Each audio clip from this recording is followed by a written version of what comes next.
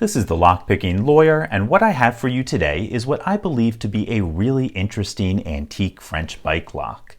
I picked this up a while ago, having no idea that there's actually a debate over its origin. Let's take a look at the markings and I'll explain.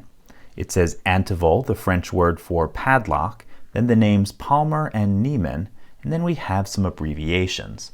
The abbreviations we can ignore. The BTA is short for breveté, the French word for patent, and the initials SGDG mean sans garantie du gouvernement, without government guarantee.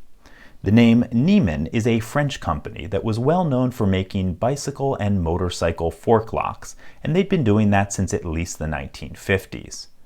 Now, the foothold in the bike lock market, as well as this lock's similarities to early 1900s bike sprocket locks, leads me to believe that that's exactly what this is. But the controversy is over the Palmer name. When this lock was made, one of the largest tire manufacturers for bikes was a company called Palmer. Now, I've seen in a few places on the internet people speculating that this lock was a joint promotion between two bike accessory companies, Palmer and Neiman. Now, I've not seen anything that supports this theory, and I have no idea where it came from. Now, I have an equally unsupported Palmer theory, but it's one that makes a little bit more sense to me. I think Palmer is the model name, and I believe that because this lock looks an awful lot like a screw micrometer.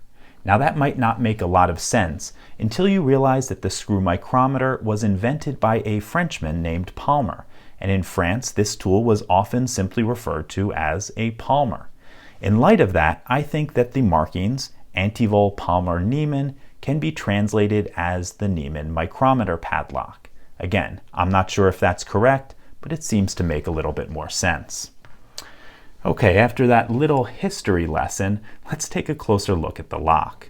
We have a pin tumbler core and a sliding bolt design. That sliding bolt is spring loaded. What holds the shackle closed is this tiny little pin that you can see on the side of the core. And if we hold the key up next to the core, you see something a little bit strange.